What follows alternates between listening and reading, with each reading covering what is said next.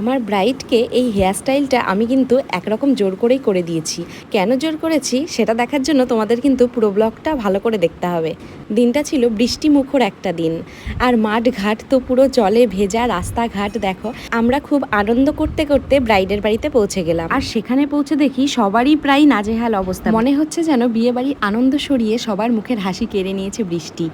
এখানে আমার টাইম দেওয়া ছিল দুপুর 2টো, তো আমি যথা টাইমেই আমার ব্রাইডের বাড়িতে পৌঁছে যাই। চলো শুনে নিই আগে ও কেমন সাজতে চায়। কেমন সাজাবো বলো, কেমন ইচ্ছে? দেখো, সিম্পল, মানে আমার কালারটা বোঝা যায় একদম ঠিক আছে। আর যেরকম ভালো লাগে সেরকম সাজাও, আমার কোনো আলাদা কোনো চয়েস নেই। তোমার ইচ্ছে মতন সাজাও। মানে কেমন কালার দেবো? রেড দেবো না নিউড দেবো? রেড না, আচ্ছা আচ্ছা, মানে লিপ শেডটা নিউড। আচ্ছা, নিউডের মধ্যে।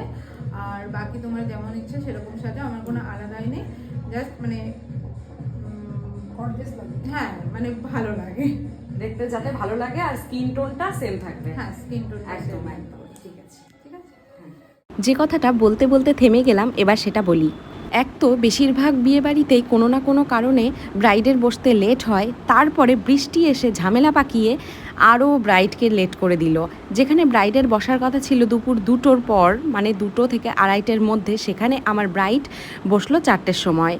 আর সেদিন ছিল গোধূলি লগ্নে বিয়ে, আর ব্রাইডের বুকিং ছিল একটা ওয়াটারপ্রুফ মেকআপের। মেকআপ কমপ্লিট হওয়ার পর ব্রাইড বলল হেয়ারটা আমাকে একটু নর্মালের মধ্যে করেই তাড়াতাড়ি ছেড়ে দাও। তো তখন আমি বললাম যে তোমাকে কিন্তু ফ্রন্টটা একটু অ্যাডভান্সের মধ্যে করলেই ভালো লাগবে।